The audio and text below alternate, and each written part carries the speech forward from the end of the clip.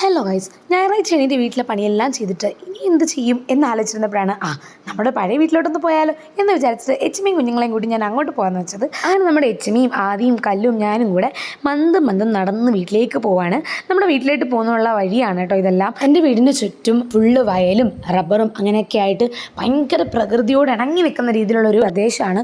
ശരിക്കും പറഞ്ഞാൽ ഇത്രയും ഭംഗിയുള്ള പ്രദേശം തൊട്ടടുത്ത് കടന്നിട്ടും ഒരു വട്ടം പോലും ഇതിൽ കൂടെ ഒന്നും ഞാൻ പണ്ട് അല്ലാതെ പോയിട്ടില്ല എന്നുള്ളതാണ് വേറൊരു സത്യം.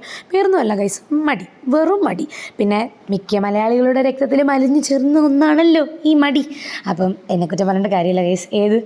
അങ്ങനെ നമ്മൾ നടന്ന് പയ്യെ നമ്മുടെ വീട്ടിലെത്തിയിട്ടുണ്ടായിരുന്നു. അപ്പോൾ ഇതാണ് വീട്, കണ്ടില്ലേ? ചുറ്റും സൈലൻ്റ് ആയിട്ടുള്ളൊരു പ്രദേശമാണ്. കാരണം അടുത്ത വീടുകളോ കാര്യങ്ങളൊന്നുമില്ല, ഒൺലി പ്രകൃതിയും പിന്നെ ഞങ്ങളും. പിന്നെ ഈ വീട് നമ്മളിപ്പം വാടകയ്ക്ക് കൊടുത്തിരിക്കുകയാണ്. ഒരു പാവ അപ്പനമ്മയായിട്ടോ അവിടെ ഉള്ളത്. ഇത് താഴെ കാണുന്നതാണ് ഞങ്ങളുടെ കിണർ. ഭയങ്കര പഴയ രീതിയിലുള്ള ഒരു വീടാണ് കേട്ടോ ഗൈസ്. നമ്മുടെ പണ്ടത്തെ ചായപ്പും കാര്യങ്ങളും ഒക്കെ ഉണ്ടായിരുന്നു, കണ്ടില്ലേ?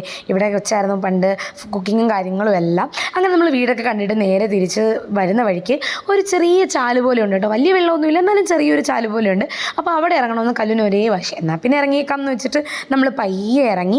അപ്പോൾ നമ്മളിതേ കുറച്ച് നേരം അവിടെ നിന്ന് വെള്ളത്തിലൊക്കെ കളിച്ചിട്ടുണ്ട് നിന്നപ്പോഴത്തേന് ആദ്യം ഒരേ നിർബന്ധം, അവനും വെള്ളത്തിൽ ഇറങ്ങണമെന്ന്. നമുക്ക് മാത്രം എൻജോയ് ചെയ്താൽ പോരല്ലേ, പിള്ളേരും എൻജോയ് ചെയ്യട്ടെ.